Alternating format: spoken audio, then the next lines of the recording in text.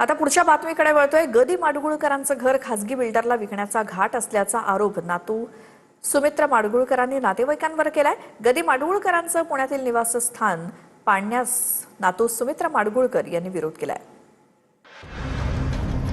गदी माडगुळकर यांचं पुण्यातलं निवासस्थान पाडण्यास त्यांचे नातू सुमित्रा माडगुळकर यांनी विरोध केलाय.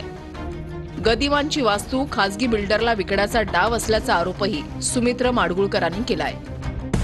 गदी माडगुळकर यांचं पुण्यातल्या शिवाजीनगरमध्ये पंचवटी नावाचं निवासस्थान आहे. याच निवासस्थानामध्ये गदिमांनी गीत रामायण लिहिलं होतं. ही वास्तू खासगी बिल्डरला विकण्यासाठी नातेवाईक दबाव टाकत आहेत असा सुमित्रा माडगुळकरांचा आरोप आहे. आपल्या जीवाला धोका आहे अशी पोस्टही त्यांनी सोशल मीडियात केली आहे. गदिमांचे जे वारस म्हणून स्वतःला सांगतात, जे गदिमांवरती मोठी मोठी पुस्तकं लिहितात, आपल्या बंगल्यावरती मोठी मोठी पुस्तकं लिहितात, ते लोकांकडे जाताना दाखवतात की आम्ही गदिमांचा वारसा पुढे नेतोय. पण हे तीच लोक प्रत्यक्षात गदिमांचं घर पाडायला तयार आहेत आणि तेच आम्हाला धमक्या देणं किंवा बिल्डरला आत करणं हे असे उद्योग त्यांचे चालू असतात. माझ्या सासूबाई शीतल माडगुळकर म्हणजे श्रीधर माडगुळकरांची पत्नी, आनंद माडगुळकर माझी नणंद, परवा ती भांडून गेली. आम्हाला घरातनं बाहेर जा सांगितलं. खोटी कुभांड रचली जातात. माझ्या मिस्टरांना धक्काबुक्की केलेली आहे. ते आम्ही सहन करणार नाही.